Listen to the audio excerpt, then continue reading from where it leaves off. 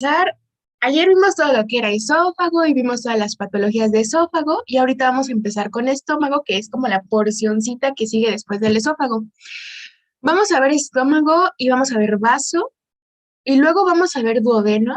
En duodeno vamos a empezar a ver lo que es hígado y páncreas. Entonces, hígado y páncreas lo vamos a ver a pizarrón, ¿ok? Entonces, estómago y vaso en presentación y lo que es hígado y páncreas lo voy a dar a pizarrón para que vayamos haciendo como el dibujito al mismo tiempo, porque luego es como un poquito confuso solamente con la presentación. Entonces, o sea, lo mismo que les voy a dar ahorita está en la presentación que ya les subí al Drive, pero nosotros lo vamos a ir dibujando al mismo tiempo, ¿va? Para que quede un poquito más claro. Pero bueno, entonces ahorita vamos a empezar con lo que es estómago. Primera cosa que tenemos que saber de todo el desarrollo embriológico. ¿Cuándo se empieza a formar el estómago? Al igual que el esófago, la formación del estómago comienza en la cuarta semana. ¿Ok? Entonces, primer dato súper importantísimo. Tanto esófago como estómago inician su desarrollo en la cuarta semana, o sea, a finales del primer mes. Algo que yo siempre les digo a mis alumnos desde el primer bloque es los días de, si estoy diciendo estoy en la primera semana, estoy en la segunda semana, estoy en la tercera semana, siempre se cuentan a partir del momento de la fecundación. O sea, en el momento en el que ocurre la fecundación de un óvulo y un espermatozoide, ese es el día uno. Esa fecundación es el que marca el inicio del desarrollo embriológico. Entonces, todas estas semanas que nosotros estamos contando siempre son semanas que se cuentan a partir del momento en el que ocurrió la fecundación. Eso es muy importante que no se les olvide. A nivel de estómago, vamos a tener tres genes importantes. El gen número uno se llama BARX1 y ese es importantísimo. Es así como si tú piensas en estómago y en su desarrollo embriológico, tú automáticamente tienes que pensar en BARX1, ¿ok? Es así como el gen más representativo del desarrollo de estómago. Incluso si alguno de sus profes se los pregunta, la respuesta es que el gen principal responsable, pues es BARX1, ¿ok? Entonces, eso anoten. El segundo gen muy importante es uno que se llama HOX-A5, también es importante. Y un último que es esencial en el desarrollo, aunque no como que tan representativo de que gracias a él se forma el estómago, sino que más bien gracias a él ocurre esta diferenciación glandular dentro del estómago. Gracias a este FGF10 es por lo cual se empieza a formar las glándulas secretoras tan características de la región del estómago. Y de hecho vamos a ver que si hay como alteraciones en FGF10 o si la diferenciación glandular tiene errores, pueden haber ahí varias patologías, ¿ok? Entonces es importante que recordemos a FGF10. El origen del estómago, aquí sí es endodermo y como ya lo habíamos estado diciendo, tiene que ser intestino anterior o endodermo anterior o tubo digestivo anterior. Entonces todavía no cruzamos, ¿se acuerdan que habíamos dicho que dividíamos al endodermo en tres líneas? La anterior, la media y la posterior. Seguimos todavía en la anterior, todavía no pasamos a la media, todavía seguimos en intestino anterior. Y de aquí es de donde se va a empezar a formar lo que es el estómago. Entonces, antes de que empecemos a ver cómo se forma, les voy a explicar este dibujo. Esta como bolita amarilla que se ve aquí es el saco vitelino, ¿ok? A ver. Acuérdense que esa bolita es el saco vitelino, ¿ok? Entonces, si yo estoy diciendo que esa bolita es saco vitelino, ¿qué intestino sería? ¿Anterior, medio o posterior? ¿Dónde está el saco vitelino? El medio. Medio. Perfecto. Entonces, hasta ahí quedamos bien, ¿no? Entonces, todo lo que sigue quedando por arriba de ese saco vitelino, pues sigue siendo un intestino anterior. Nada más que aquí yo ya le cambié el color. Aquí ya le puse que esto en azul me está representando esófago. ¿Por qué? Porque eso en azul ya no lo vamos a ver. Ya vimos qué le pasó al esófago. Ahora yo me voy a concentrar en esta región que encerré con este cuadro blanco, que sigue siendo intestino anterior, porque todavía no llega a saco vitelino, y que es la que me va a formar el estómago. Ahora, este es el tubo digestivo, pero dijimos, al mismo tiempo se están desarrollando todavía, bueno, más bien se están desarrollando muchas estructuras que a lo mejor ahorita no vemos, pero que están ahí creciendo. Entonces, estas como tiras medio chuecas que les puse aquí, de color morado, me están representando a los nervios vagos, ¿ok? Entonces, los nervios vagos tienen una estrecha relación con el endodermo al momento del desarrollo embrionario. Y estos nervios vagos son importantes que los localicemos porque gracias a su localización vamos, digamos, a poder, ¿cómo se dice? Como identificar de, aquí va a dar una vuelta hacia este lado donde está tal nervio vago. Y luego aquí va a hacer una flexión hacia el lado donde no hay un nervio vago, ¿no? Entonces, por eso es importante que desde ahorita tengamos en cuenta que este estómago alrededor comienzan a transcurrir lo que son los nervios vagos. Aquí me pregunta alguien, ¿desde temprano se forman? Sí, desde temprano se están formando las terminaciones nerviosas, ¿no? Porque, por ejemplo, a ver, sistema nervioso, se empieza a cerrar el tubo digestivo en el día 21 más o menos, entonces ni siquiera ha acabado el mes y sistema nervioso pues ya se está desarrollando, ¿ok? Entonces es importante que tengamos en cuenta eso. Una vez sabiendo eso, les voy a poner, bueno, son los nervios vagos, ese es el esófago, y entonces, fíjense, yo voy a hacer un corte a nivel de este estómago. Ya dijimos que esófago ya quedó atrás porque eso ya lo vimos. Entonces ahora vamos a hacer un corte a nivel de este estómago. Imagínense que yo agarré el tubo, este tubo estaba así y yo lo corté. Lo rebané nada más para enfocarme en lo que es estómago, ¿ok? Como dijimos que es un tubo, aquí no está tapado por un tapón ni nada. Aquí sigue el tubo canalizado perfectamente. Entonces, ¿se acuerdan que cuando vimos esófago yo les dije, hay como un poquito ahí de mesodermo, como que empieza a envolver al esófago? ¿Se acuerdan que les dije eso? Eso era como muy característico de esófago, donde llega y lo envuelve un poquito, pero no tiene un nombre, no tiene, o sea, no tiene como una función tan importante como lo tiene a nivel de estómago, porque fíjense, este mesodermo va a llegar a la región del estómago de mi endodermo anterior y como que lo abraza. Ujú. Pero vean que cuando lo abraza, o sea, imagínense que aquí venía una sola tirita que se fusionó y luego cuando ve que tiene que abrazar un tubo, se vuelve a delaminar, ¿ok? Se forman dos laminitas que empiezan a abrazar a este tubo digestivo, a este estómago. Y por eso en muchos libros lo pueden encontrar así, que les ponen que este es el estómago, que a los lados tengo a los nervios vagos y que por arribita tengo a esto que se llama mesenterio, ¿ok? Esto se llama mesenterio dorsal.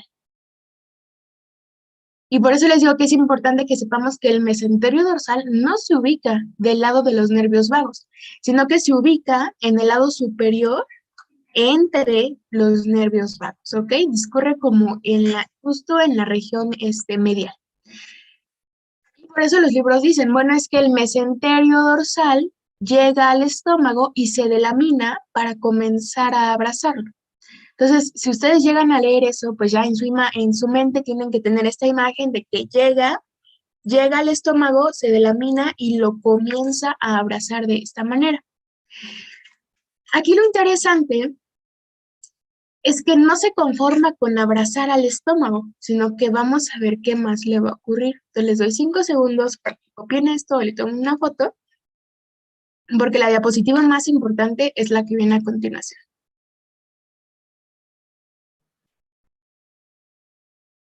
Entonces, fíjense, ya una vez que lo abrazó, o sea, que ya está completamente envuelto en este mesenterio, acuérdense, antes se llamaba mesenterio dorsal, porque era como una estructura que apenas iba a llegar al estómago. En el momento en el que ya lo abraza por completo, vamos a tener dos cosas. La región que queda aquí, a ver, este los pongo con otro color. La región que queda aquí la vamos a conocer como mesogastrio. ¿Por qué? Gastrio de que ya estamos a nivel de estómago, o sea, ya reconoció que está en el estómago, ya reconoció que abrazó al estómago y ya reconoció que lo envolvió por completo. Entonces, en ese momento, le vamos a dejar de llamar mesenterio dorsal y como ya estamos a nivel de estómago, le vamos a empezar a llamar mesogastrio dorsal. Y luego lo abraza por completo, pero sigue avanzando, o sea, no se queda y forma como un círculo perfecto, sino que sigue avanzando, se vuelve a fusionar y me forma un segundo ligamento también muy importante, que sería esta región de aquí, a la cual la vamos a conocer como ligamento hepatogástrico. Entonces, si a ustedes les dicen, oye, ¿de dónde se originó o cómo se originó el ligamento hepatogástrico? Ah, muy fácil. El ligamento hepatogástrico se formó porque cuando el mesogastrio dorsal terminó de envolver al estómago, continuó su camino y se volvió a fusionar, formando el ligamento hepatogástrico. Entonces, ¿de dónde deriva el ligamento hepatogástrico? Deriva de estas dos delaminaciones que se fusionaron de mesogastrio dorsal. Es lo mismo, nada más que por la posición en la cual la vamos a encontrar, le vamos a poner diferentes nombres. Y ahorita vamos a ver por qué se llama ligamento hepatogástrico. Ok, luego, aquí dice, las dos hojas vuelven a unirse formando el mesogastrio ventral. Y tú me vas a decir, Dani, tú me dijiste que se unen y forman el ligamento hepatogástrico. Ah, ahorita les voy a decir por qué los libros lo manejan como mesogastrio ventral, o sea, por qué también le podríamos llamar a esto, pues si esto es dorsal, pues esto es ventral, ¿no? O sea, tiene sentido. Pero cuando nosotros hablamos de mesogastrio ventral, estamos hablando tanto del ligamento hepatogástrico como de otro ligamento que ahorita les voy a poner cuál es. Entonces, vean.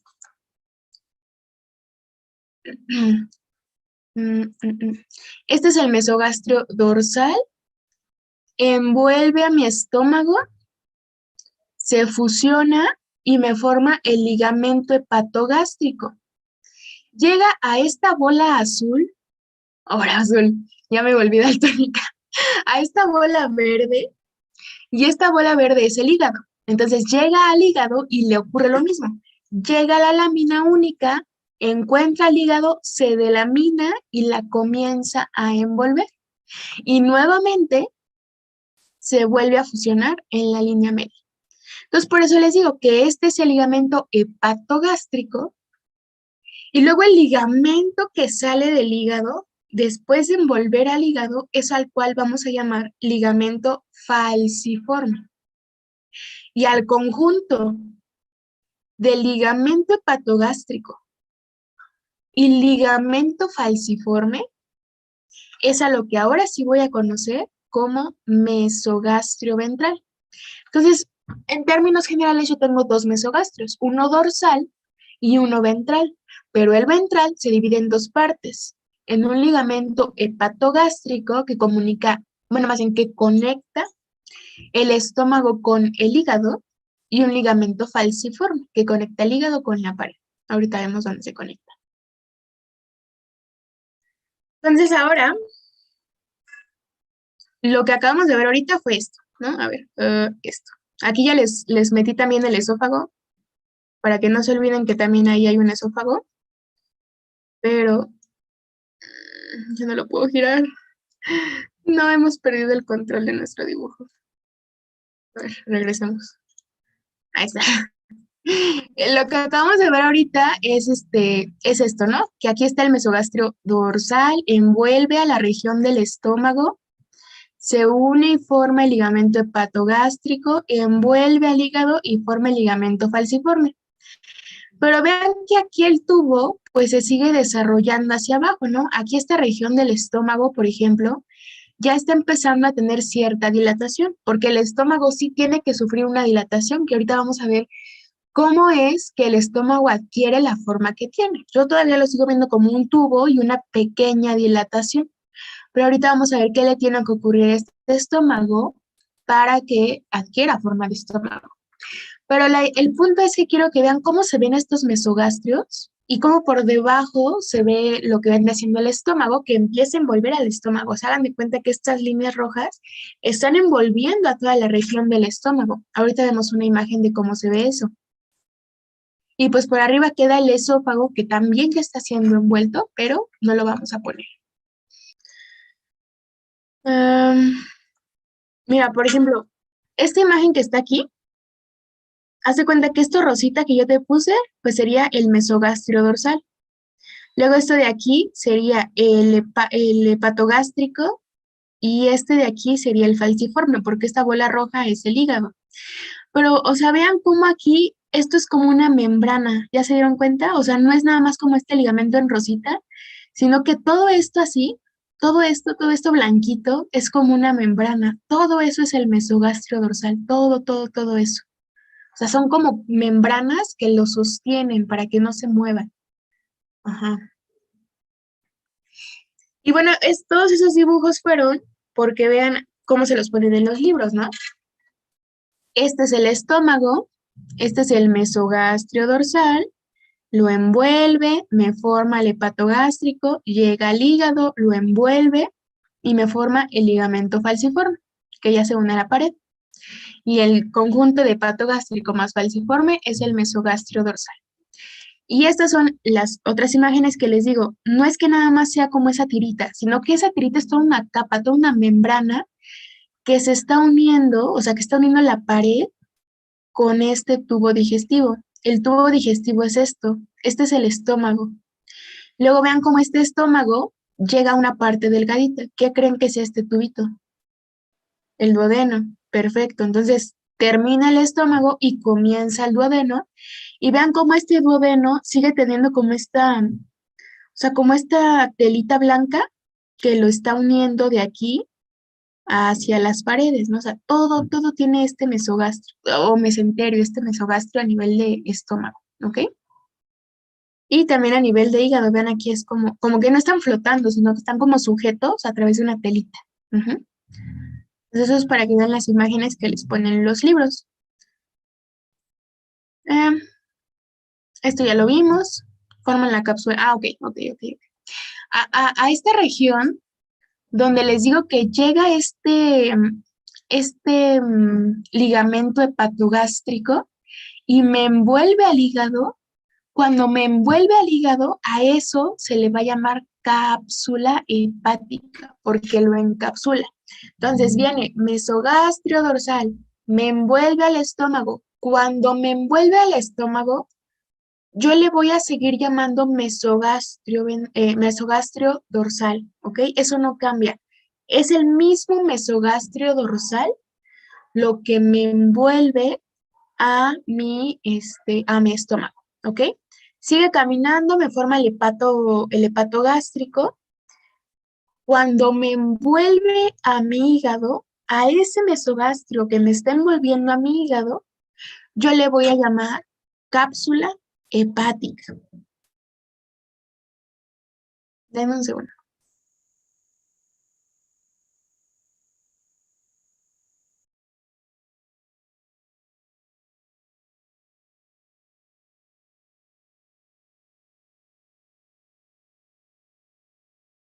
Ya, perdón.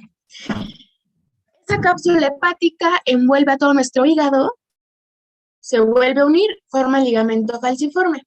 Algo que les encanta, sí, les encanta preguntar, es que por este ligamento falciforme, este que está aquí, el que sigue después del hígado, justo por ese ligamento va a transcurrir algo que se llama vena umbilical. Entonces, esa vena es súper, súper importante. Porque hagan de cuenta que las venas umbilicales pues son importantes porque es lo que comunica pues a nuestro embrión con la mamá. Es donde se da todo ese intercambio de sustancias. Pero al momento del nacimiento, pues yo ya para qué quiero una vena umbilical si yo ya no necesito estar conectada a la placenta. Entonces va de nuevo. En el desarrollo embrionario hay una vena que se llama vena umbilical, que es, o sea, es la responsable de generar una comunicación entre el embrión y la placenta de la mamá. Entonces, esa vena umbilical realiza intercambio de sustancias, ¿no? Le quita CO2, le quita urea, le quita todo eso, le manda oxígeno. Eso lo vamos a ver en circulación materno-fetal. El punto es que es una vena importantísima en el desarrollo embrionario. Pero ahorita nosotros que ya tenemos 19, 20, 21 años, 18, pues ya no tenemos venas umbilicales porque ya no estamos conectados a una placenta, ¿estamos de acuerdo? Y entonces esa vena, cuando ya no la necesitamos, se dice que es una vena que se oblitera, es decir, se cierra, pero no desaparece. O sea, la estructura no es como que, ay, ya desaparecieron las venas umbilicales. No, se cierran, ya no pasa nada, ya no tiene ninguna función, pero sigue estando ese vasito sanguíneo sigue estando presente. Y entonces cuando se oblitera, hagan de cuenta que queda como un resortito, como un hilito que quedó ahí, que ya no funciona para nada, pero queda en el ligamento falciforme. Y por eso, debido a su posición, al obliterarse, nos va a formar algo que se llama ligamento redondo del hígado. Entonces, esto les encanta preguntar, ¿cuál es el remanente de la vena umbilical? O debido a la obliteración de la vena umbilical se forma el ligamento redondo del hígado. O también se los pueden preguntar al revés. El ligamento redondo del hígado es un remanente. Remanente significa algo que estaba en el periodo embrionario y ahorita ya no tiene función, pero sigue la estructura. Entonces, el ligamento redondo del hígado es un remanente de la vena umbilical que transcurría por el borde libre del ligamento falciforme a nivel hepático. Entonces, eso que no se les olvide. Y cuando veamos venas y arterias, lo vamos a volver a retomar. Pero si desde ahorita ya lo tienen, está perfecto. ¿Alguna duda con ese ligamento o con esa vena? No. Ok. Ahora, nada más así como para ponerle fecha de cuándo se empiezan a formar estos ligamentos. A finales del segundo mes se forma el hepatogástrico y a finales del segundo mes también se forma el hepato duodenal, porque hagan de cuenta que este hígado también se tiene que comunicar con este duodeno aquí. No es eso verde es otra cosa que ahorita vamos a ver qué es, pero hagan de cuenta que igual aquí entre hígado y entre duodeno hay una membranita que los está comunicando, ¿ok? Y la realidad es que son las únicas fechas que tenemos. No les puedo dar una fecha de cuándo se forma el mesogastrio dorsal, el ligamento falciforme tampoco, no hay como fechas específicas. Las únicas que sí tenemos es la de el hepato gástrico y el hepato duodenal a finales del segundo mes. Son las únicas fechas que tenemos. Esta es otra imagen. Esta imagen se las pongo para que vean. Este es este es el mesogastrio dorsal, o sea, todo esto era mesogastrio dorsal, o sea, desde aquí, desde que sale de la pared, hasta acá era mesogastrio dorsal. Pero vean cómo aquí hay en medio una bola morada. Esa bola morada nos va a empezar a formar el vaso. Ahorita, si quieren, no copio nada, ahorita lo vamos a ver, nada más para que lo vean. Ahorita les voy a decir cómo se formó este vaso dentro del mesogastrio dorsal. Y luego vean cómo ya está viendo como esta flexión, porque el hígado ya está empezando a crecer. Entonces ahorita también vamos a ver cómo creció el hígado y aquí sigue el estómago. ¿no? Pero ya está haciendo como esta flexión. Vean aquí como el hígado ya se ve así súper gigante, ¿no? Aquí está el estómago, mesogastrio. Vean aquí en este mesogastrio, antes nada más era un hilito, bueno, una tirita.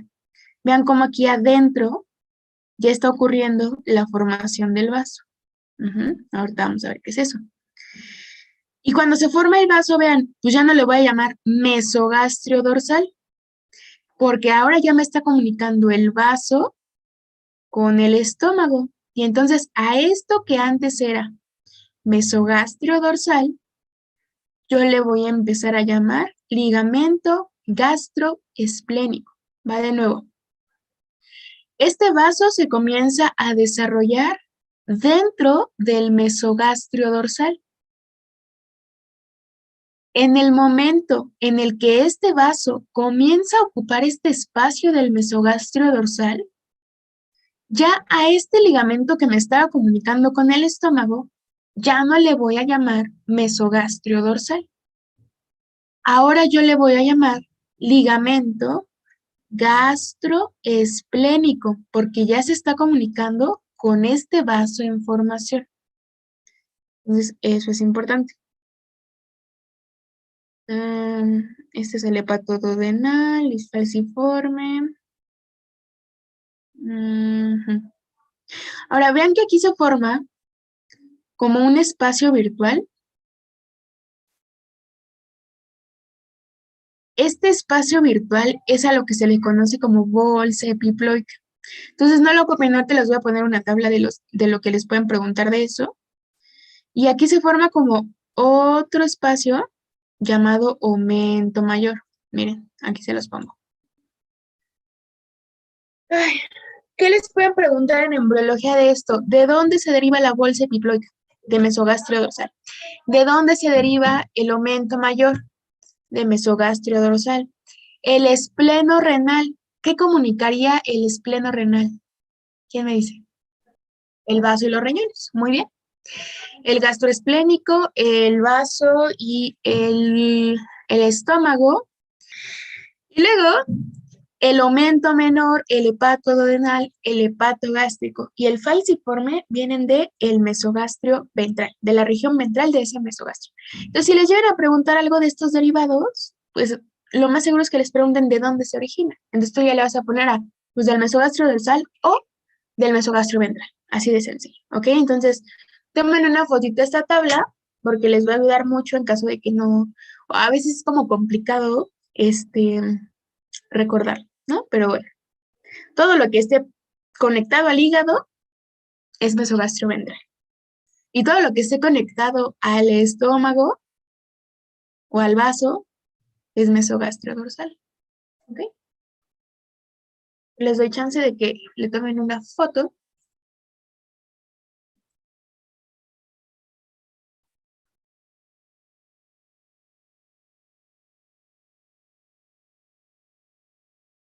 Listo.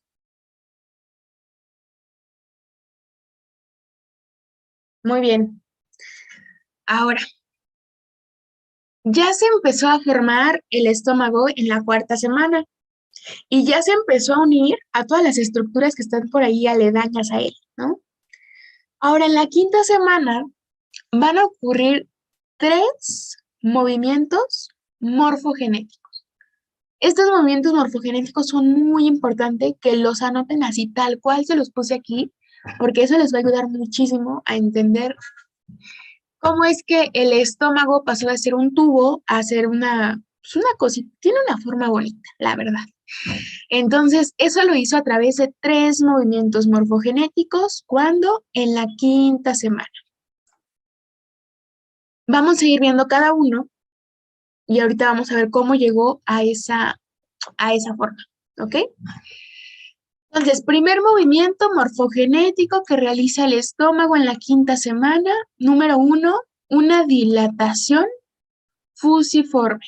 Así se llama el movimiento, dilatación fusiforme. ¿Qué es eso de la dilatación fusiforme? Ok, déjenme ver si les puse las imágenes. Ay, no, soy una genio. A ver, déjenme ver qué hacer. Mm, lo vamos a dibujar. Lo vamos a dibujar con... ya sé cómo. A ver, voy a dejar de compartir. Les voy a pinear.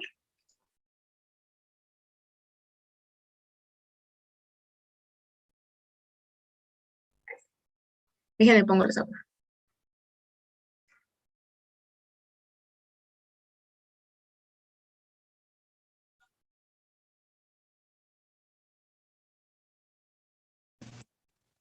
¿Me escuchan bien ahí?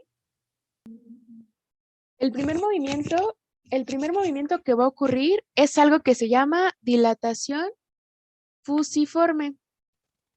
Entonces, en esa dilatación fusiforme, lo que va a ocurrir es que va a haber una convexidad dorsal. Entonces, fíjense las anoto. Va a haber una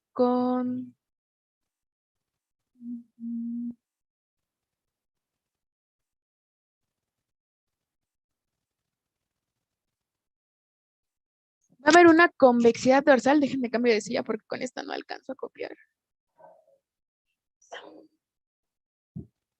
Va a haber una convexidad dorsal y una concavidad ventral. Entonces, imagínense que nuestro tubo era algo así.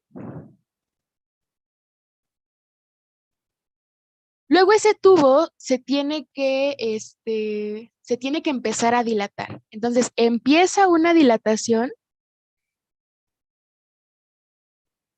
que es más o menos así, ¿ok? Así va nuestra dilatación. Y luego ahora sí viene esta dilatación fusiforme. Entonces, lo que vamos a considerar dorsal y lo que vamos a considerar ventral es lo siguiente. Déjenme poner el zoom por si me hacen una pregunta. Ahí está. Va a ocurrir algo parecido a esto.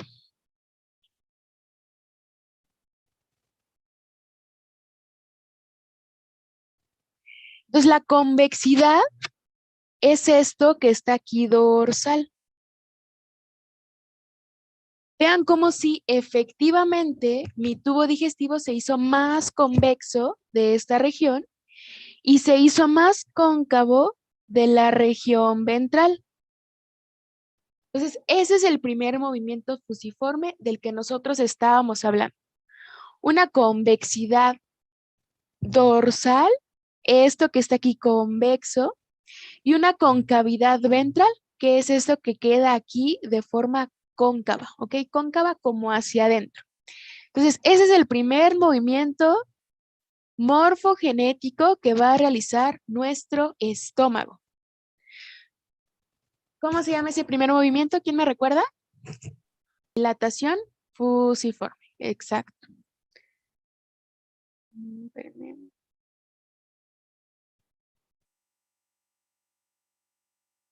Ok, ahora vamos con el siguiente movimiento que se llama giro de 90 grados. Entonces, así se llama, ¿eh?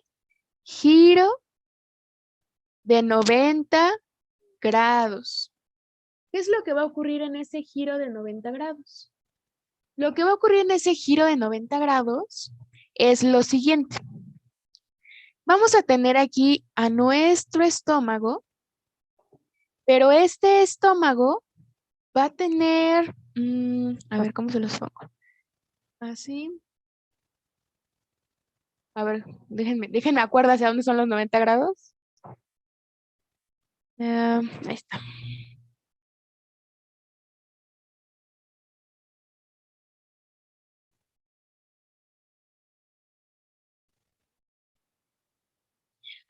Soy pésima dibujando cosas que no he practicado. A ver, esperen.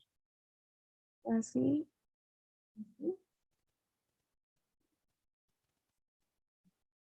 Así más o menos es la idea, o sea, yo sé que todavía no tiene forma de estómago, pero más o menos así es la idea de este giro de 90 grados. Yo no sé por qué el libro dice que tiene un giro de 90 grados y así como que 90 grados, como que no tanto.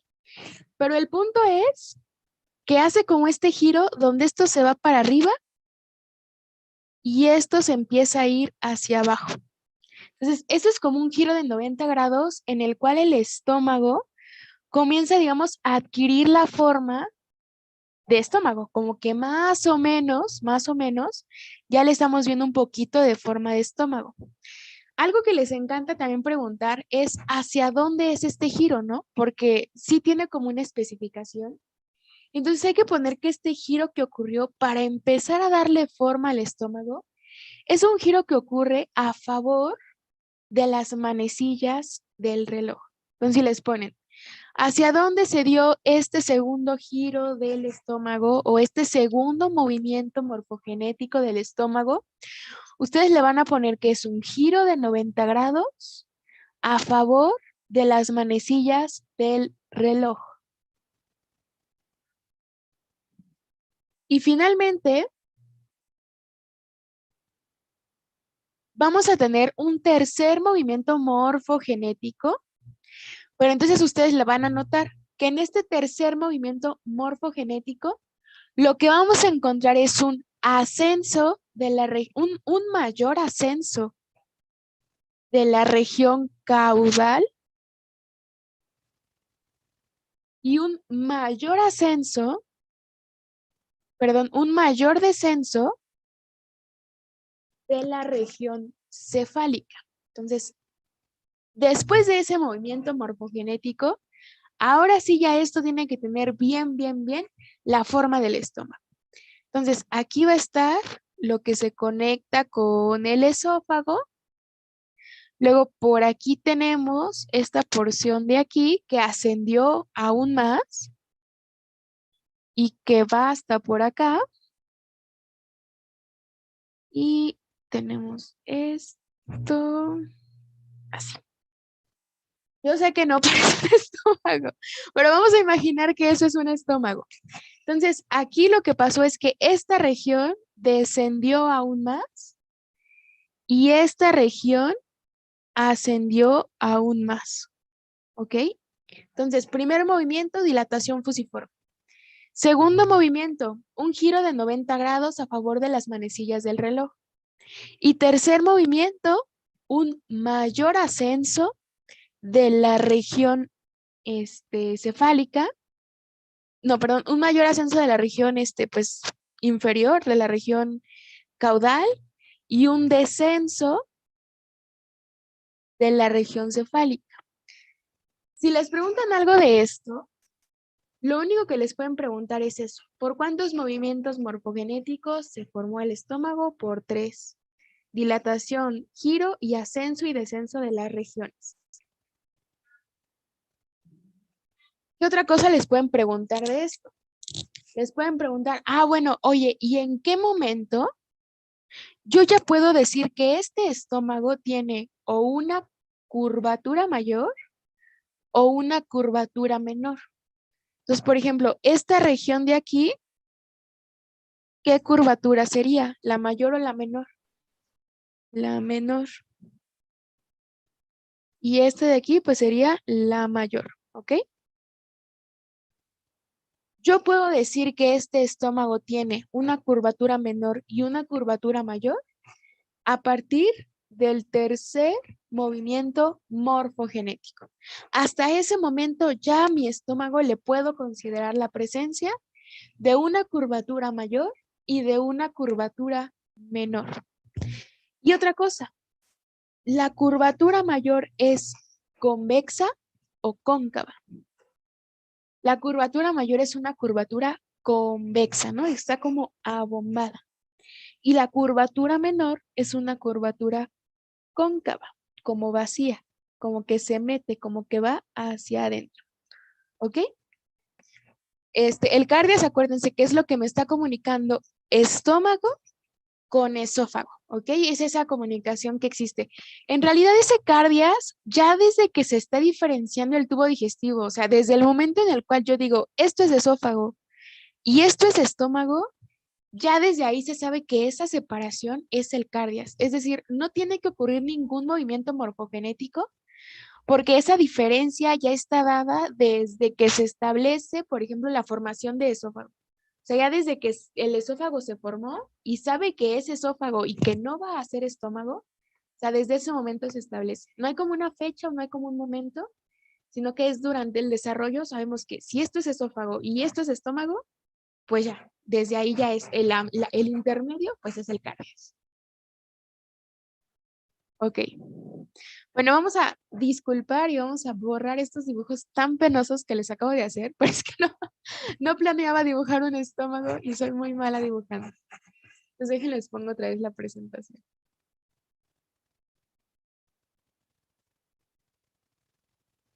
Mm,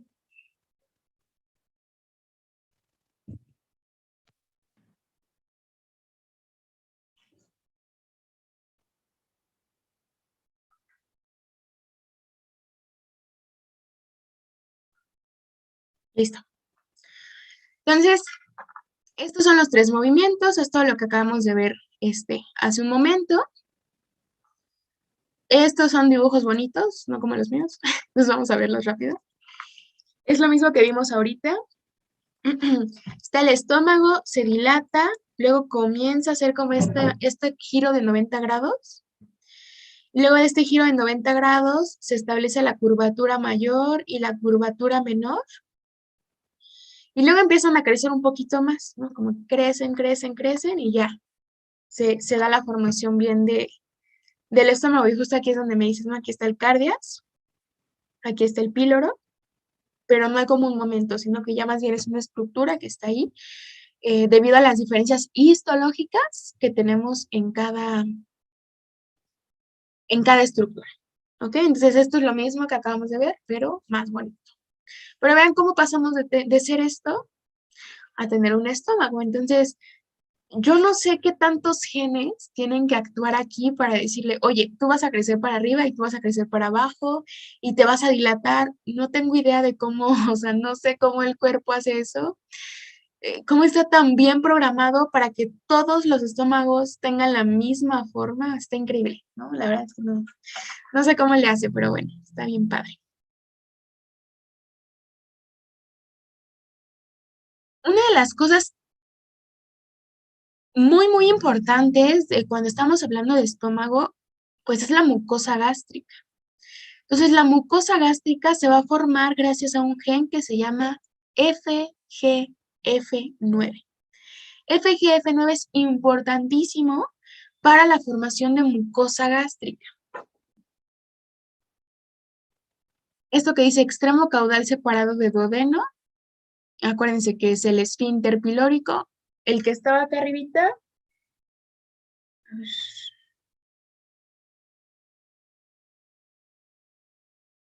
El que estaba aquí arribita en la unión de estómago y esófago era el cardias, y lo que quedaba aquí abajito, que es la unión entre estómago y duodeno, pues es a lo que le llamamos el esfínter pilórico. Y es muy importante que tengamos presente estos esfínteres porque luego puede haber patologías en las cuales estos esfínteres se hacen tan estrechos que me generan una estenosis pilórica, ¿no? Por ahí ya ayer alguien me decía, es que puede ocurrir una estenosis pilórica. Sí, es justo en esta sección donde se conecta el estómago con la primera porción del duodeno. ¿Ok? Entonces esto es píloro y esto de acá es cardias. ¿Ok?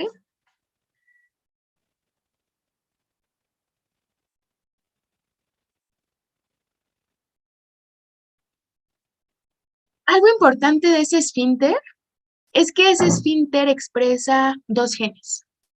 El primer gen se llama NKX2.1 y el más importante que se expresa en ese esfínter, SOX9. Entonces, si a ustedes les preguntan, oye, ¿de qué? Ahí sí, ahí no es como en el cardias. En el cardias dijimos, se establece por las mismas diferencias que hay entre esófago y estómago. Aquí en el esfínter pilórico sí sabemos cuáles son los genes responsables de la formación de ese esfínter pilórico. Entonces, NKX2.1, SOX9 y genes HOX son importantísimos para la formación del esfínter pilórico. Casi siempre Hobbes se expresa en los esfínteres de todos los tipos, en el esfínter de la pupila, así, en todos los esfínteres se expresan genes Hobbes.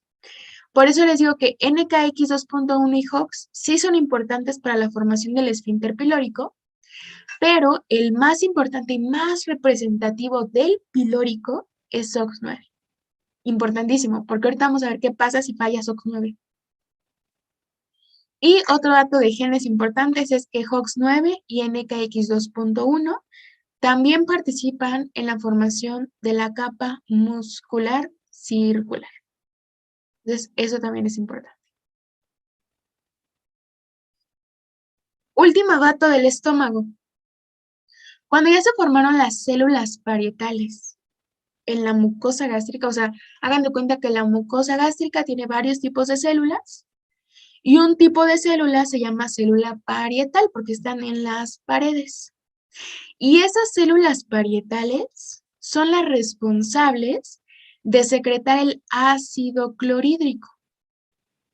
Pero este ácido clorhídrico no se empieza a secretar desde que ya se forma la mucosa gástrica, sino que poquito antes del nacimiento, así poquito, o sea, no sé, un día o horas antes del nacimiento, cuando el medio ambiente del bebé capta que ya es el momento del nacimiento a través de diferentes citocinas que se secretan.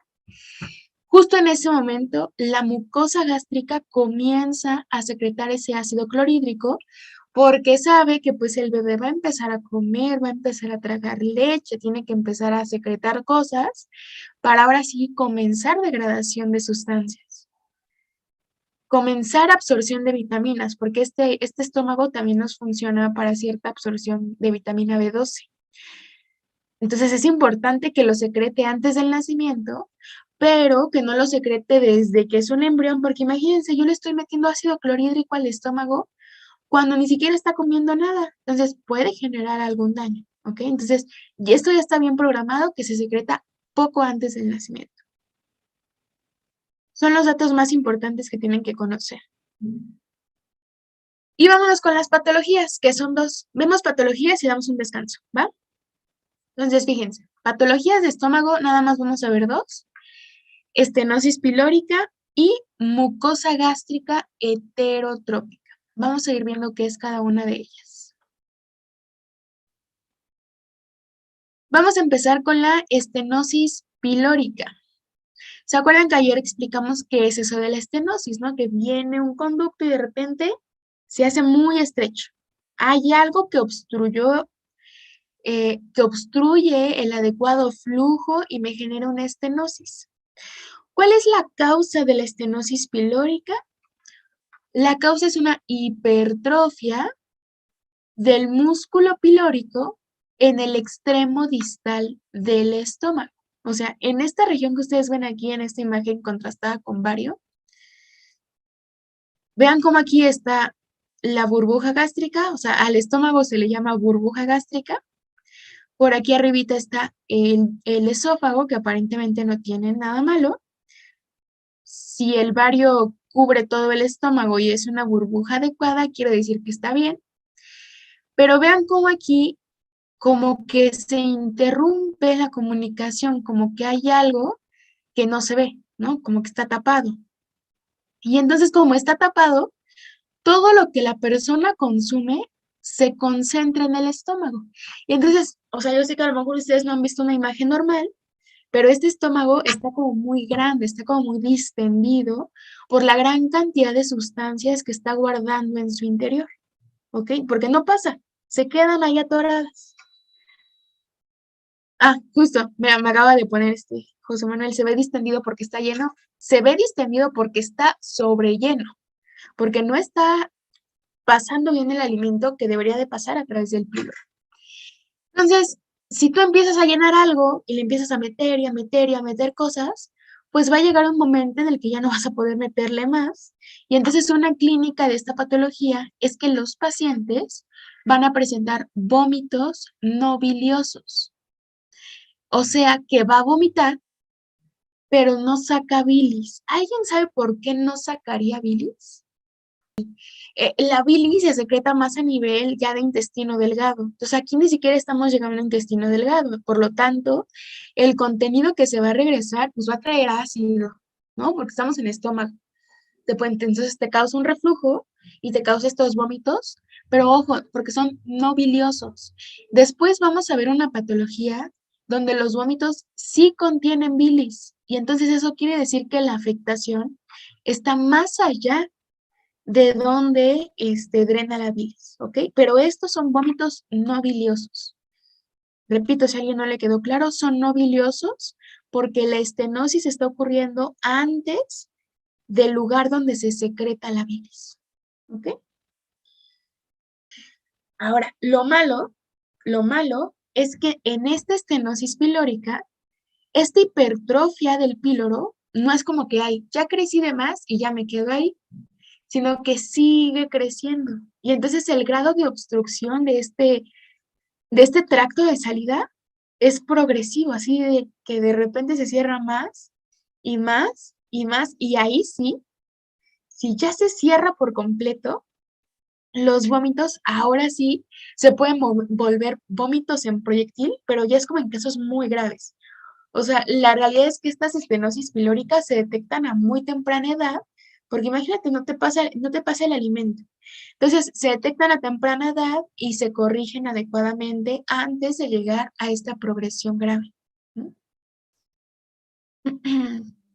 Y también, pues, por las sustancias que se secretan en el estómago, por las sustancias que no se están absorbiendo bien, estos pacientes cursan con una alcalosis metabólica. O sea, ¿qué significa alcalosis metabólica? ¿Alguien se acuerda de eso de Bioca? Tenemos una gran cantidad de bicarbonato y entonces también al momento de que estamos ganando mucho bicarbonato, estamos perdiendo mucho cloro por este ácido clorhídrico que se está secretando en exceso. Y entonces, bueno, estos pacientes tienen una alcalosis metabólica hipoclorémica. Eso nada más es como un dato extra. Si alguien quiere intensiarle, póngase a ver por qué en una estenosis pilórica hay alcalosis metabólica. Eso no se les pregunta en el libro. No se preocupen. Y bueno, si tú haces una palpación profunda a nivel del estómago, yo no sé, la verdad yo nunca lo he hecho, pero bueno, dicen que sí o sea, sí alcanzas a sentir como una bolita, como si fuera como una aceitunita chiquita o como un chicharito, así como de 2 centímetros, que es algo firme, o sea, no es una masa ahí como gelatinosa, sino que es algo firme, es algo duro, porque al final es músculo hipertrofiado, que se puede desplazar, o sea, como que haces la palpación y lo puedes desplazar, tiene forma de aceituna, se palpa mejor en el lado izquierdo, y donde lo vas a encontrar es por encima y a la derecha del ombligo. Entonces, por encimita y a la derecha del ombligo es donde vas a poder comenzar a palpar esa como hipertrofia pilórica cuando es grave. Y se detecta mejor después de un episodio de vómitos, porque quiere decir que si ya tuviste muchos vómitos es porque ya estás súper estenosado y estás súper hipertrófico ese píloro y ya no deja pasar nada. Por eso se puede más. Yo nunca lo he sentido, pero pues si dice aquí, o sea, todas las páginas de diagnóstico dicen que sí, sí se puede realizar ese hallazgo a la palpación profunda, así cuando le haces como fuerte, así como así. Entonces eso fue estenosis pilórica. Y luego tenemos otra que se llama mucosa gástrica heterotrópica. ¿Quién me recuerda el gen para formar mucosa gástrica? FGFNB. Ajá. Entonces, ¿qué pasa si por alguna razón yo empiezo a generar mucosa gástrica en lugares donde no es el estómago? Por ejemplo, puede ocurrir que se formen úlceras de mucosa gástrica en la lengua, en el esófago, en la vesícula biliar, en el ombligo, en el intestino delgado y algo que vamos a ver más adelante que se llama divertículo de Meckel. Casi siempre que hay mucosa gástrica heterotrópica, la vamos a encontrar en esta cosa llamada divertículo de Meckel. Es un remanente que ahorita les digo de dónde viene, pero el mecanismo de esta mucosa gástrica heterotrópica es que hay lugares en los que por alguna razón hubo alguna mutación que empezó a expresar los genes para formar mucosa gástrica y se activan los genes y se forma mucosa gástrica donde no tiene que haber mucosa gástrica. Entonces, imagínense que de repente, así en el esófago, tengas una, por ejemplo, en esta imagen, esta es una endoscopía, este es esófago y vean cómo aquí hay como una placa, ¿no? Aquí dice, a esto se le conoce como un parche de entrada. Es un islote pequeño que puede medir de 0.5 a 2 centímetros. Claramente es distinto al resto de la mucosa. Vean cómo esto es como rosita y esto es como más naranja, como aterciopelado le dicen. Y entonces, si es mucosa gástrica, ¿qué va a estar secretando? ¿Qué secreta la mucosa gástrica? Ácido clorhídrico. Entonces, imagínate que tú le estás echando ácido a un lugar que no soporta el ácido.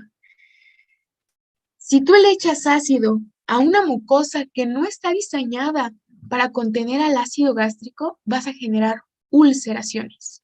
Vas a quemar esa mucosa, vas a generar úlceras y eventualmente puede haber un proceso de necrosis, por tanto, lesión a la mucosa. Entonces,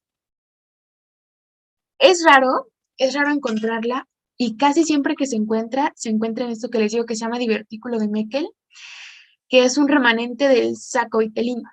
Entonces, eso ahorita lo vemos. Esta mucosa gástrica heterotópica es peligrosa porque puede generar úlceras y necrosis y perforación del tubo digestivo, porque si tú le estás ahí metiendo ácido, ácido, ácido, se quema, se forma la úlcera, se necrosa, se pierde continuidad de tejido y se hace un hoyo. Y hay una perforación y pues puede haber complicaciones muy graves. En cuanto al tratamiento de esta mucosa, la verdad eso sí se los debo porque hay como mucha controversia. O sea, leí uno donde según se puede como cauterizar. Leí otro donde dependiendo la extensión de esta mucosa gástrica, por ejemplo, si está en esófago, este, se tiene como que cortar, como seccionar esa región. Pero, por ejemplo, si está en el divertículo de Meckel, el divertículo de Meckel es como un saquito, así chiquito, así, miniatura. Quitas ese divertículo, lo tiras a la basura y ya no tienes mucosa gástrica que te esté generando cosas. Me preguntan, ¿una consecuencia también puede ser una neoplasia? Mm, o sea, que la neoplasia, ok, una consecuencia. No, no tanto una neoplasia, porque en una neoplasia tú lo que necesitarías es una pérdida de control genético, una pérdida del ciclo celular de las células, ¿no? Así de que las células proliferen y empiecen a generar una masa neoplásica que pues, sea como un tipo de cáncer o tumor. El mecanismo de estas lesiones es más bien una ulceración y una necrosis, o sea, muerte del tejido, pero no tanto una neoplasia. No, eso no. Pues vamos a empezar con el tema de lo que es duodeno, páncreas y vías biliares, ¿ok? Entonces, vamos a usar de color morado, vamos a dibujar lo que vendrá siendo nuestro duodeno. Entonces, yo voy a poner que el duodeno en este momento es únicamente un simple tubo, como lo hemos estado viendo a lo largo de todo el desarrollo embriológico, que todo, pues al principio es un tubo.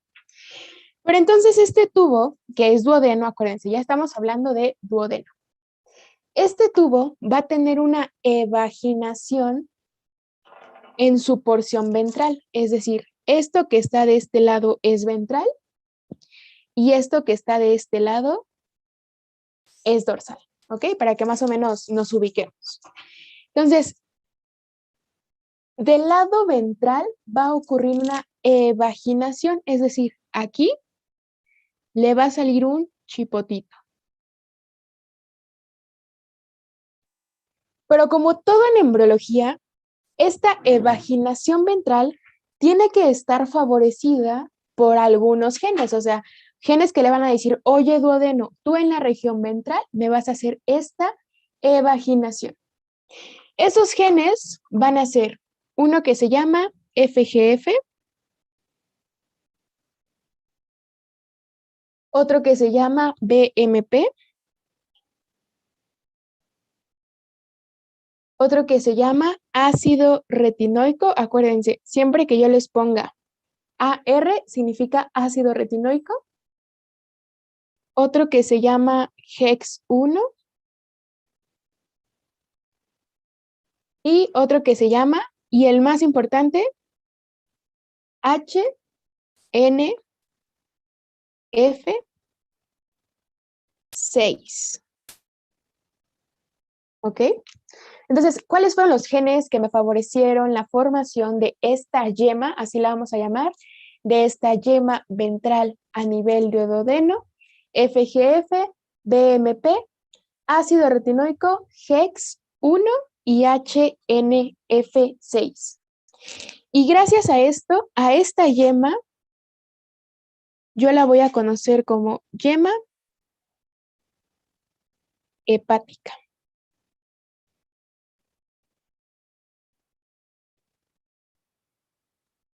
Entonces, la yema hepática surge como una evaginación del duodeno hacia su porción ventral, favorecida por todos estos genes de aquí. Y luego el otro lado dice, oye, ¿cómo que tienes una yema y yo no tengo ninguna yema? Yo también quiero una yema. Entonces, en la región dorsal también se forma otra yemita, pero esto más que una yema se forma, hagan de cuenta, como un arbolito. ¿Ok? Se forma un arbolito en la región dorsal y este arbolito estuvo favorecido por un gen que se llama PDX1, por otro gen que se llama activina, o más bien esta es una molécula, activina, y por un último que se llama TFX1.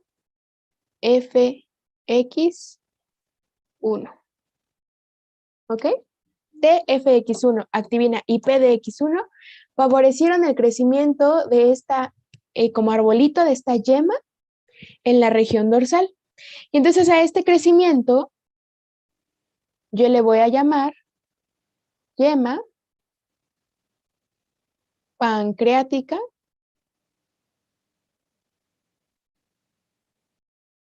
pero esta yema pancreática es una yema pancreática dorsal. Eso quiere decir que si yo tengo una yema pancreática dorsal, en algún momento voy a tener que formar una yema pancreática, pero que sea ventral. Ahorita vamos a ver de dónde se va a formar la ventral. Por el momento, solamente vamos a tener la formación de estas dos yemas. Primero nos vamos a enfocar en lo que le va a pasar a nuestra yema hepática y posteriormente nos vamos a concentrar en lo que le va a pasar a esta yema pancreática dorsal. Entonces voy a borrar un poquito esto. Quiero enseñarles que este era un borrador de Frozen, pero ya le desapareció la figura, lo cual es muy triste. Bueno, a ver.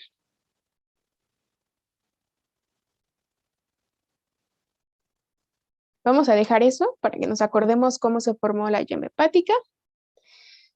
Ahora, vamos a añadir aquí una estructura que se va a llamar septo transverso. Septo transverso. El septo transverso lo vamos a ver, ay, me quedó súper chulo. El septo transverso lo vamos a ver cuando veamos desarrollo de corazón. Ahorita nada más quiero que tengan en su mente que por aquí hay una estructura que se llama septo transverso. ¿Ok? Ahí está. Tiene como un arbolito también, porque cuando veamos corazón vamos a ver cuál es la función de este septo transverso. Ahorita nada más hagan de cuenta que es como un tabique, como una pared que está ahí y que nos va a empezar a ayudar a formar lo que es la llama hepática, ¿ok? Entonces, aquí seguimos teniendo a nuestro duodeno Y aquí seguimos teniendo a nuestra yema hepática. Pues lo que va a ocurrir es que este septo transverso me va a empezar a secretar BMP, pero es BMP4. Aquí ya no nada más estamos diciendo que es un BMP, sino que ya estamos haciendo énfasis en que el septo transverso me va a secretar BMP4 hacia mi yema hepática.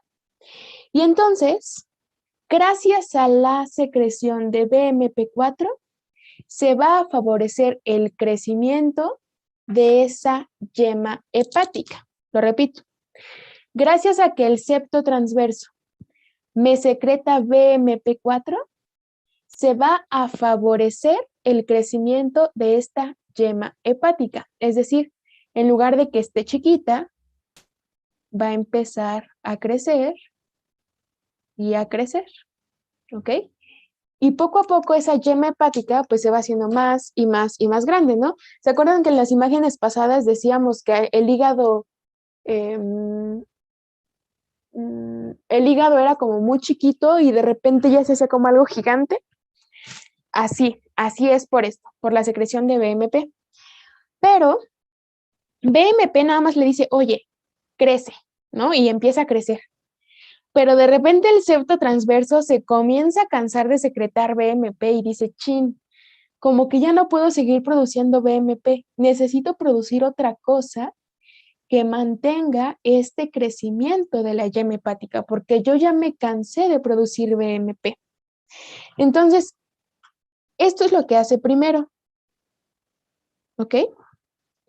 Luego, en un paso 2, tenemos aquí otra vez al septo transverso, tenemos aquí otra vez a nuestro duodeno,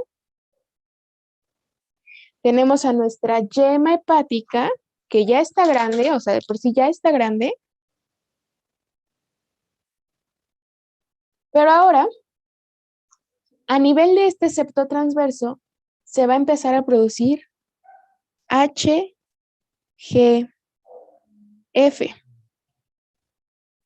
¿Ok? HGF. Pero lo interesante es que esta HGF no llega a la yema hepática, o sea, no llega y la estimula, sino que HGF es así como un atrayente. ¿Por qué digo que atrayente? Porque en la yema hepática se empieza a producir algo que se llama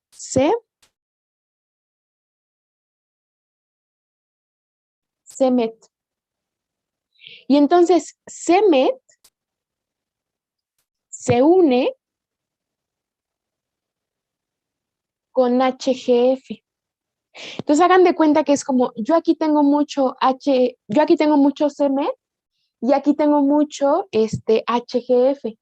Y hagan de cuenta que son como imanes, o sea, este es el positivo y este es el negativo, y entonces buscan unirse y se van acercando. Pero HGF no es tonto, HGF no se mueve, le dice, a ver, ¿tú quieres estar conmigo?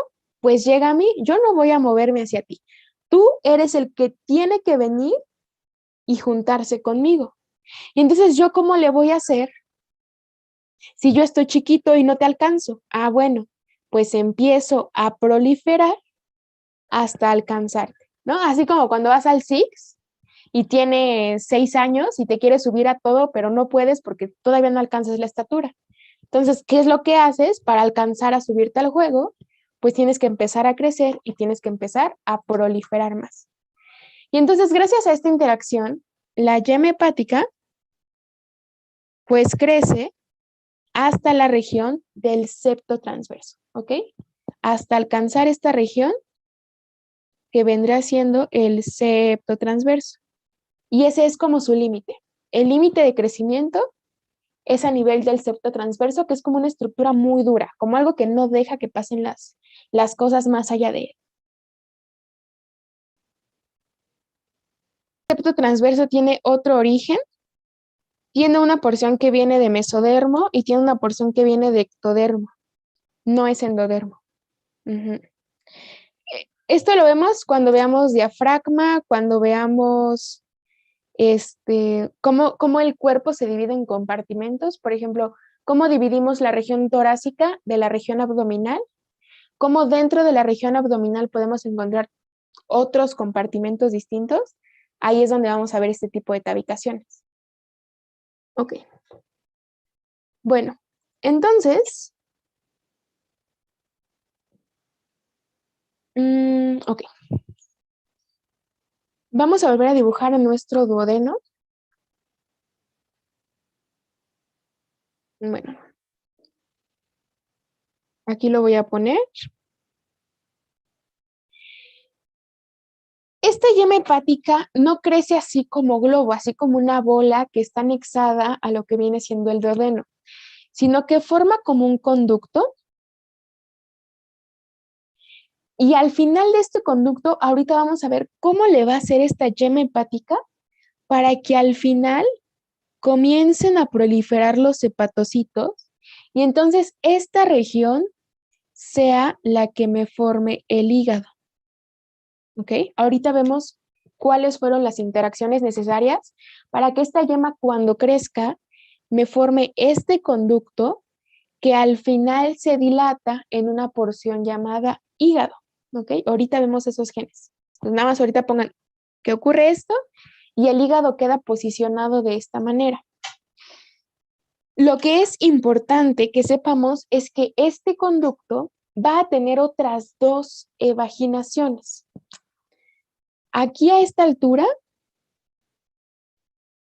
va a tener una evaginación y esa evaginación va a estar favorecida por SOX 17. ¿Ok? SOX 17 me va a favorecer esta evaginación. Y a esa evaginación yo le voy a llamar divertículo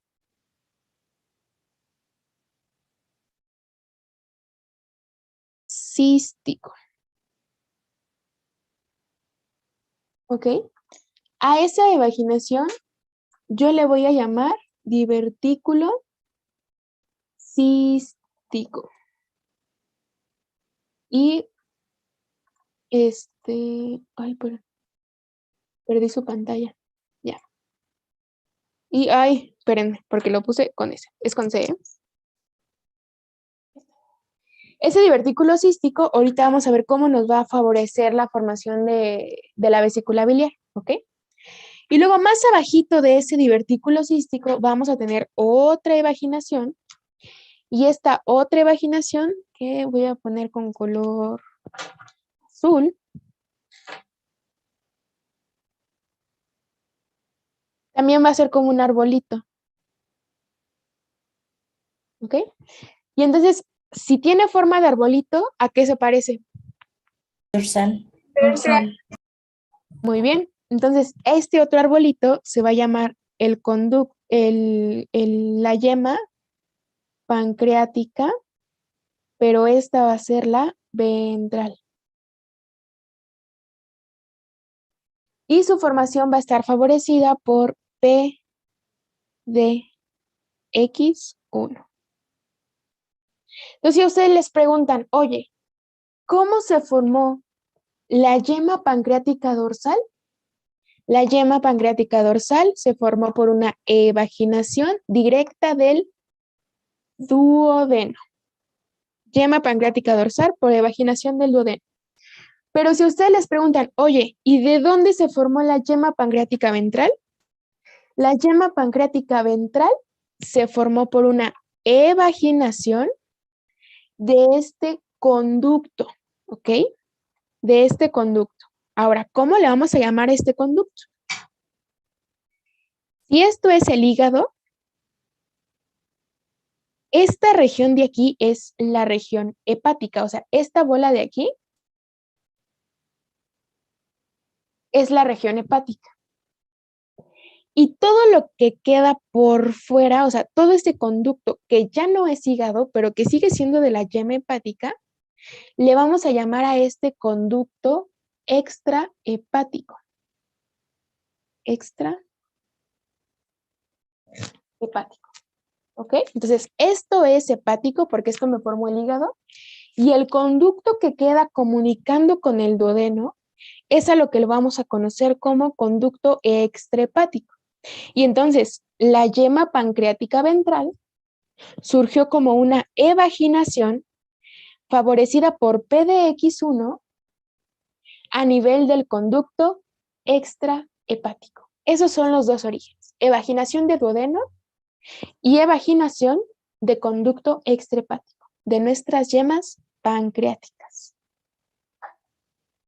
Y por último, ya nada más como para darnos una noción, se dice que esta evaginación, o sea, la de la yema pancreática ventral, es una evaginación proximal, porque está proximal al duodeno, o sea, proximal es que está cerquita al duodeno, y este divertículo cístico es una evaginación distal a la región del duodeno, ¿ok? Entonces, la pancreática es la evaginación proximal y el divertículo cístico es esa evaginación del conducto extrahepático, pero que es distal al duodeno. Esos son otros nombres con los que pueden encontrar igual a estas evaginaciones. Ok. Vamos a dejar esto y vamos a borrar un poquito de esto porque ahorita vamos a ver cómo se forman los hepatocitos, qué genes necesitan y todo eso. Muy bien.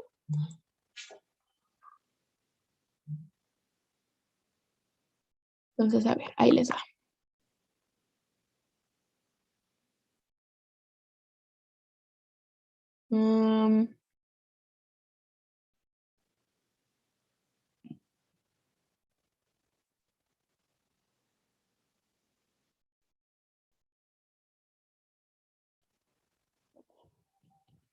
Entonces, en la presentación viene lo que les di, ¿eh? Por si alguien no alcanzó a copiar algo o no le entendió algo o no le gustan sus dibujos, igual en la presentación que ya les subí al Drive viene toda esta información, ¿vale? Por si alguien se me perdió por ahí, lo vuelve a checar y si tiene otras dudas me avisa. O si no, ahorita al final de la clase igual lo revisamos por si alguien no me entendió. Ahí está. Entonces, fíjense, en la tercera, ahorita vamos a enfocarnos en lo que es la porción hepática, ¿no? Dijimos, esto que quedaba, que formaba el hígado, que era hepático, vamos a enfocarnos en a ver qué le ocurre a esa parte hepática. Entonces, en la tercera semana, favorecido tanto por HEX como por HNF, esos hepatoblastos, o sea, dentro de esa yema hepática que nosotros estábamos viendo, vamos a tener hepatoblastos, ¿ok? Hepato porque me van a formar el hígado y blastos porque todavía están como en una configuración inicial, como que apenas van a empezar a desarrollarse y a diferenciarse. Siempre que encuentren la palabra blasto es porque algo apenas va a comenzar su diferenciación. Entonces, estos son hepatoblastos. Apenas se van a empezar a diferenciar. Lo primero que tienen que hacer estos hepatoblastos es perder como su pegamento. Hagan de cuenta que estas son células que están muy, muy, muy, muy pegadas entre sí. Así, hagan de cuenta con la loca que las mantiene pegadas para que ese grado de adhesión que tienen entre ellas les favorezca que puedan crecer y no se dispersen, ¿no? Imagínense que ustedes tengan a su cuidado 300 perritos. 300 perritos y tú les abres la puerta, ¿qué le va a pasar a esos perritos? Pues todos se van a salir y se van a echar a correr para donde quieren. Entonces, ¿qué les haces a los perritos? Pues les pones cola loca y los pegas entre todos para que no se salgan, ¿no? No, no es cierto. No, pero más o menos esa es la idea, ¿no? Que hay que mantener, no, lo de los perritos no, hay qué mala persona me escucha. Pobres perritos, ay, no, ya me puse triste. Imagínense que tienen un frasco de frijoles y entonces cuando tú abres el frasco y lo vacías en la mesa, todos los frijoles van a empezar a rebotar y se van a empezar a ir para todos lados. Entonces tú le pones cola loca a los frijoles para que cuando los saques del frasco queden todos pegados, ¿va? Esa es la idea. Entonces, muy parecido ocurre con estos hepatoblastos. van a perder su E-caderina, es decir, pierden ese pegamento que tenían antes, porque ahora ya no necesito que estén pegados, ahora necesito que cada uno de esos hepatoblastos tome un camino distinto hacia cierto grado de diferenciación. Por ejemplo, pierden su E-caderina y ya están un poco despegados, ya se están preparando para comenzar a diferenciarse en otra cosa que ya no sea hepatoblasto.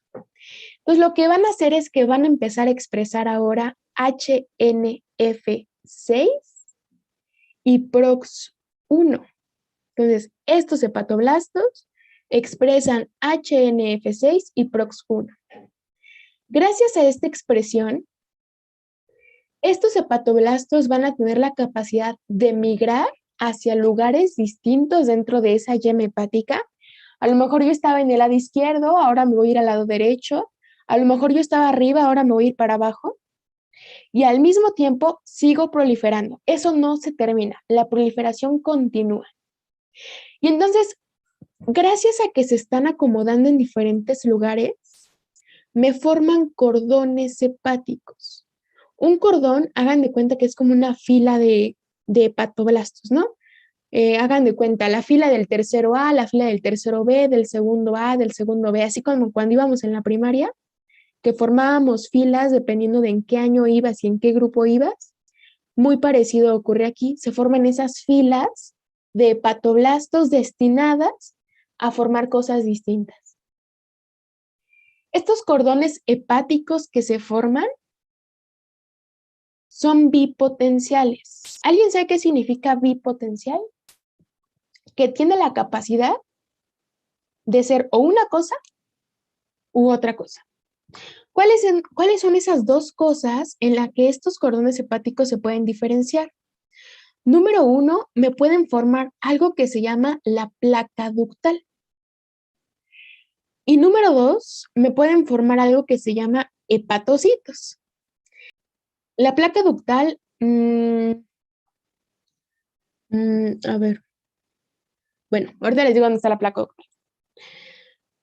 Ahorita nótenle que puede formar o placa ductal o puede formar hepatocitos, ¿ok? No se sabe cuáles son los genes que le dicen, oye, tú vas a ir y me vas a formar placa ductal. No se sabe, no se han localizado, no se han marcado esos genes. Pero lo que sí se ha marcado es que cuando estos cordones hepáticos expresan HNF4, FOXA, van a formar hepatocitos. Entonces, cordones hepáticos expresan HNF4 y FOXA, y gracias a eso forman hepatocitos. Estos hepatocitos, en la semana 10, eso es muy importante, en la semana 10 van a empezar a expresar ahora HNF, pero 3 y FOXA3 en la semana 10. Y gracias a esa producción, estos hepatocitos van a generar y van a empezar a secretar albúmina y alfa-fetoproteína. Si yo tengo un defecto del cierre del tubo neural, va a haber una señalización molecular a nivel del organismo en el cual los hepatocitos van a empezar a producir mucha alfa-fetoproteína. Y si la alfa-fetoproteína se produce hasta la semana 10, yo me puedo enterar de, como me dice aquí muy bien esta Jime, ¿no? Yo me puedo enterar de un defecto del cierre del tubo neural hasta la semana 10, que es cuando puedo tener esta alfa-fetoproteína. Porque antes puede que esté el defecto de tubo neural, pero todavía no se ha producido alfa-fetoproteína. Entonces, yo la puedo detectar hasta la semana 10, ese defecto. ¿Gracias a qué? Gracias a HNF3 y FOXA3. Eso es muy importante. Y eso fue un camino que siguió el cordón hepático. Pero este cordón hepático puede seguir el camino de la placa ductal. Es decir, ok, entonces nos podemos ir al otro camino, que era la placa ductal, y de esta placa ductal vamos a tener dos derivados. Si la placa ductal expresa TGF beta, Notch y SOX9, esta placa ductal se va a convertir en colangiocitos. Y si esta placa ductal no expresa TGF beta, Notch y SOX9, si no los expresa, me va a formar sinusoides, que son como estas... Oh, es que puse la imagen bien chiquita, perdónenme. Creo que ya vieron en histología hígado. Entonces, bueno, estas como cositas grises son los cordones de hepatocitos. Y entre estos cordones de hepatocitos están estos sinusoides, ¿ok? Y esto que está aquí, como en color verde, es el ducto biliar. Y ese ducto biliar, pues está formado por estos colangiocitos, ¿ok? Entonces, básicamente yo estoy formando las regiones del lobulillo hepático. Luego, estábamos viendo, vean, esta es una imagen de lo que nosotros hicimos hace rato. Este es el estómago que apenas se va a empezar a formar, ¿ya se dieron cuenta? Esto de aquí arriba es esófago, estómago, duodeno, que si ven tiene como una forma de C, como de letra C, de eso tiene forma el duodeno. Y entonces, esta es la yema pancreática dorsal que ya habíamos dibujado. ¿Se acuerdan cómo se llamaba el conducto qué? El conducto extrahepático. En el momento en el que ya está formado el hígado, o sea, que ya se diferenciaron todos los hepatocitos, todos los colangiocitos, en ese momento, a esta vía extrahepática, yo le voy a empezar a llamar el colédoco, el famosísimo colédoco, ¿ok? Entonces, el colédoco es muy importante, porque el colédoco se puede tapar por piedras en la vesícula. Entonces, al conducto extrahepático, en el momento en el que ya está formado el hígado por completo, yo le voy a empezar a llamar colédoco. Entonces yo puedo decir que, bueno, la yema pancreática ventral y la vesícula o el divertículo cístico van a surgir por evaginaciones o del conducto extrahepático o del colédoco, ¿ok? Es exactamente lo mismo decir conducto extrahepático a decir conducto colédoco. Este divertículo cístico, que es el que veíamos aquí, va a empezar a expresar también HNF6. Y gracias a la expresión de HNF6 me va a formar el conducto cístico, o sea, como esta colita que está aquí, y la vesícula biliar. Entonces, ¿quién favorece la formación de conducto cístico y vesícula biliar? HNF6. ¿Quién favorece la formación del divertículo cístico? ¿Cuál era el gen? SOX17, exacto. Entonces, ojo con eso. Si les dicen, ¿quién favorece la formación del divertículo cístico? Es SOX17. ¿Quién favorece que ese divertículo cístico se convierta en un conducto cístico y en una vesícula biliar? HNF6. Y son diferentes, son genes diferentes. Y otra cosa importante es que la bilis se va a empezar a producir a las 12 semanas de gestación. Aquí me faltó, no sé por qué se cortó mi imagen, pero bueno, aquí tendría que decir 12 semanas de gestación, o sea, aprox a los 3 meses, al final del tercer mes es cuando se empieza a producir la bilis.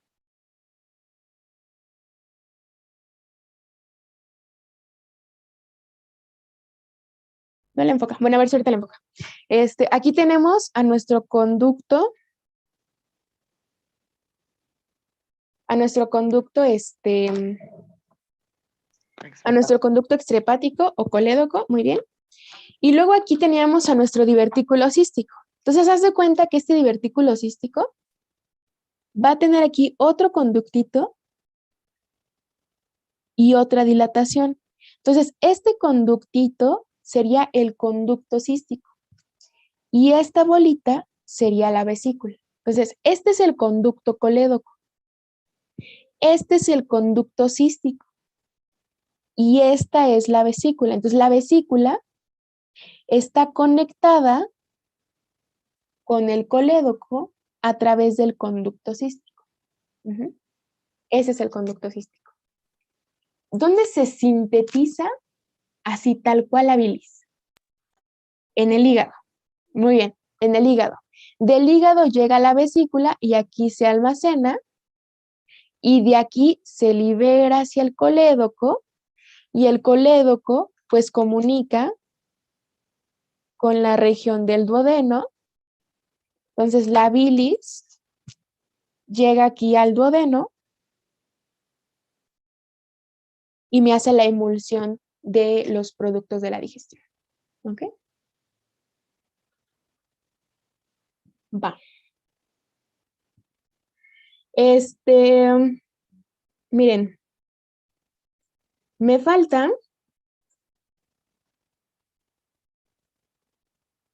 ¿qué me falta? Me falta páncreas, intestino y cloaca. Lo voy a dejar para la siguiente clase, no se preocupen. Tengo como clases de reserva. Nos vamos a dejarlo hasta aquí.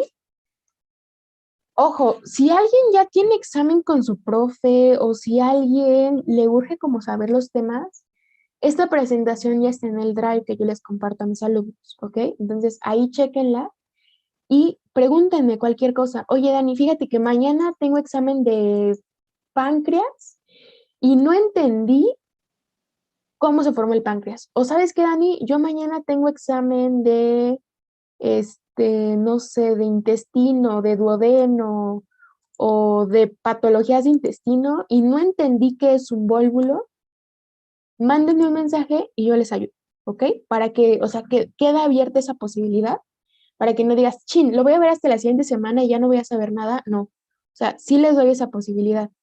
De repente me tarda en contestar porque luego ando ahí en el hospital de arriba para abajo y no puedo andar sacando mi celular ahí con los pacientes, ¿no? Entonces yo en cuanto llego a mi casa trato de contestar lo más que puedo, pero con toda la confianza, de verdad, manden un mensaje y yo les ayudo. Voy a terminar la transmisión. A los que me están viendo por YouTube,